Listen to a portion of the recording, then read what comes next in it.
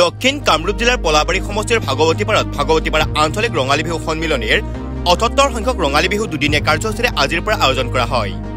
উক্ত ৰঙালী বিহু ডক্টৰ দামোদৰ চৌধুৰীৰ সভাপতিত্ব তথা সম্পাদক ধীৰাজ গোস্বামীৰ নেতৃত্বত এইবেলি ৭৮ সংখ্যক ৰঙালী বিহু উদযাপিত কৰা হয়। ৰঙালী বিহু উপলক্ষে আজি ৰাতিপুৱাৰে পৰা বিহুৰ পতাকা উত্তোলন, স্মৃতি তৰ্পণ, বৃক্ষৰোপণ, সাংস্কৃতিক শোভাযাত্ৰা, বিভিন্ন খেল ধেমালি আদি অনুষ্ঠিত কৰা হয়। বিহুৰ পতাকা উত্তোলন কৰে বিহুৰ সভাপতি ডক্টৰ দামোদৰ চৌধুৰীদেৱে। স্মৃতি তৰ্পণ কৰে অসম জাতীয় পৰিষদৰ যুটীয়া সম্পাদক পংকজ লোচন গোস্বামী আৰু কৃতি শিক্ষক মৃগেন কলিতাদেৱে। তিনিগৰাকী বিশিষ্ট ব্যক্তিৰ দ্বাৰা বৃক্ষৰোপণ কৰা হয়। সাংস্কৃতিক শোভাযাত্ৰা মুকলি কৰে বিশিষ্ট উপদেষ্টা লংকেশ্বৰ শৰ্মাদেৱে। ইয়াৰ লগতে সন্ধিয়া বাৰেৰহণীয়া সাংস্কৃতিক অনুষ্ঠানৰ লগতে নিমন্ত্ৰিত শিল্পী হিয়া মেধিৰ গীতৰ শৰাই আগবঢ়োৱা হ'ব বুলি জানিবলৈ দিয়ে। বিহুৰ দ্বিতীয় দিনৰ কাৰ্যসূচী হিচাপে মাৰাথন দৌৰ প্ৰতিযোগিতা, মুকলি ফেশ্বন প্ৰতিযোগিতা, মুকলি সভা বঁটা বিতৰণী অনুষ্ঠানৰ লগতে সন্ধিয়া বাৰেৰহণীয়া অনুষ্ঠানৰ লগত নিমন্ত্ৰিত শিল্পী তানা দেৱৰাজৰ গীতৰ শৰাই আগবঢ়োৱা হ'ব। ভাগৱতীপাৰা আঞ্চলিক ৰঙালী বিহুৰ এটা গৌৰৱ। আজি ৭৮ সংখ্যক বছৰ পৰম্পৰা বা ৰক্ষা কৰি আমি এইটো উদযাপন কৰি আহিছোঁ। এইটো আমাৰ কাৰণে অতি গৌৰৱ আৰু আজিও তাৰ ব্যতিক্ৰম হোৱা নাই।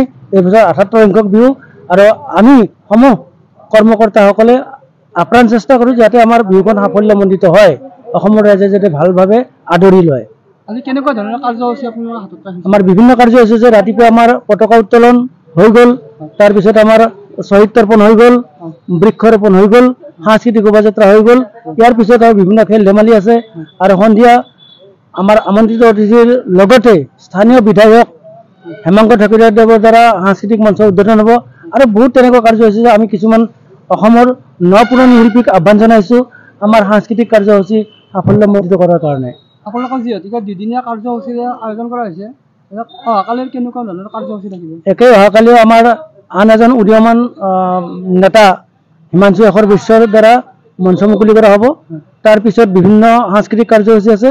আমি অহাকালি আমি নপুৰণি শিল্পীকে আমন্ত্ৰণ জনাইছোঁ। তাৰোপৰি আমি কৃতজ্ঞতা জনাইছোঁ অসম চৰকাৰক। তেওঁলোকে আমাক প্ৰতি বছৰে দিয়াৰ দৰে এইবাৰো আমাক কিছু সংখ্যক বিশেষকৈ 1,50,000 টকা সাহাৰ্য দি আমাৰ বিহুখন চলাই নিয়াত যথেষ্ট সহায় কৰিছে আৰু তাৰ কাৰণে আমি অসম চৰকাৰক ধন্যবাদ জনাইছোঁ।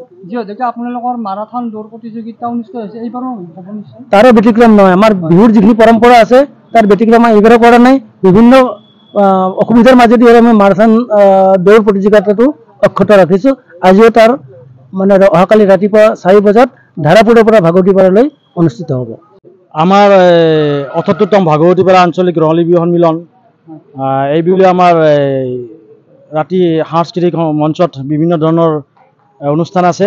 তাৰে মাজতে আছে আজি 14 তাৰিখ, 14 এপ্ৰিল তাৰিখে আজি আমাৰ ৰুদ্ৰসাগৰ আৰু হিয়া মেধি আৰু বিভিন্ন বিহু দল আছে আৰু অহাকালিলৈ আছে আমাৰ তানা দেৱৰাজ আৰু মাননীয় কুইন দাস বাইদেউ, তেখেতসকলৰ গীতৰ শৰাই আছে।